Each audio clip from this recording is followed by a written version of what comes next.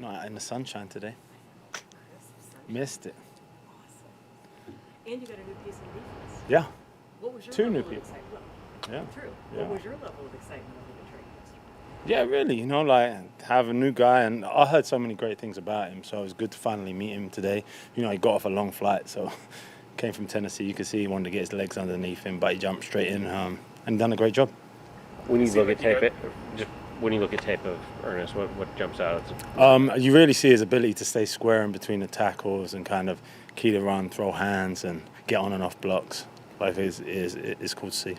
I know it's a pretty similar scheme Tennessee's running. It seems like you guys are speaking the same language already. Yeah, what yeah. A couple of things. Obviously, there's tweaks and different things how we do things, but yeah, it's kind of he understands the terminology, and it helps a lot and keeps him ahead of the sticks.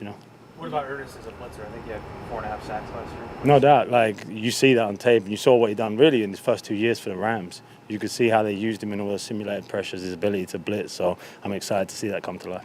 The measurables are one thing. It doesn't necessarily look like he's the biggest back, but why is he able to stay square between the tackles? What is it that he does? At times it's anticipation. At times it's reading your keys and being calm in what you see. So as you get the run and you key those things, it allows you to play just behind the ball and not get overrun and things like that. Can moving Tyrell over to weak side, can that be good for him too? Or Definitely.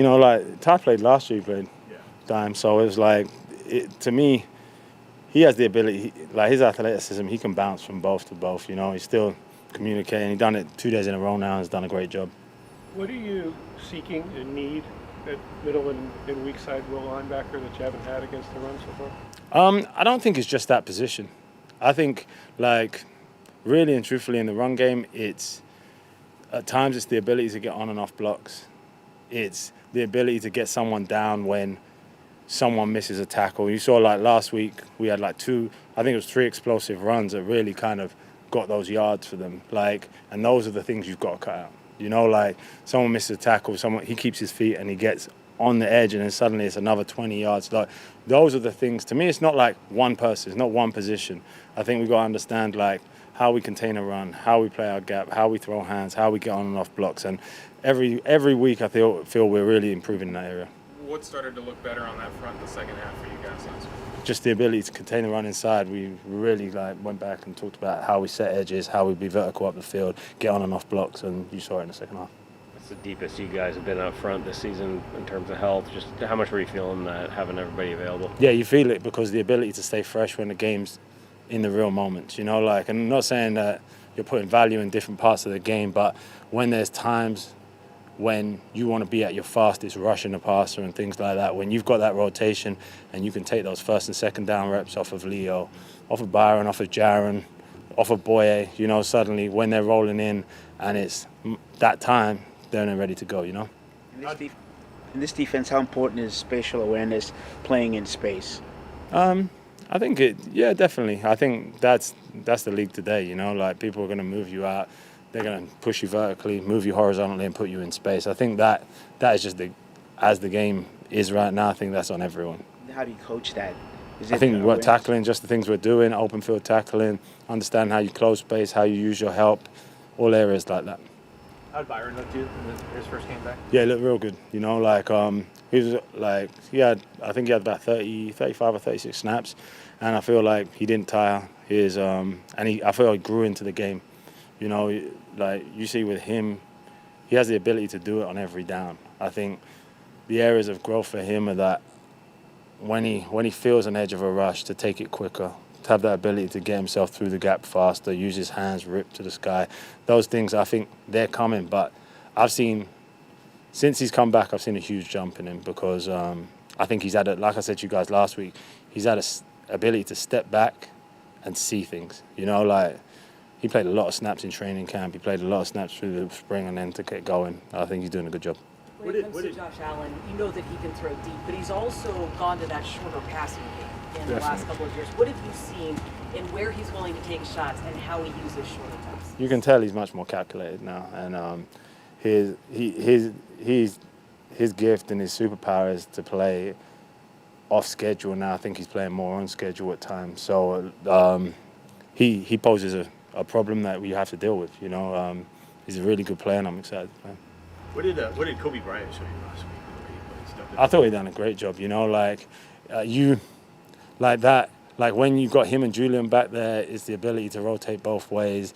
He has the ability to play in the post and move, and then you feel him. Like I feel like he's really improved on that kind of deep move, coming out the deep part of the field and tackling in space. And I felt that from him. And his ability to get the ball always shows up. Like I think that's a gift of his. What did you learn about Roy in the last week season? A lot. Like I think his versatility is kind of like at times he like places where we would use Leo, we can use Roy.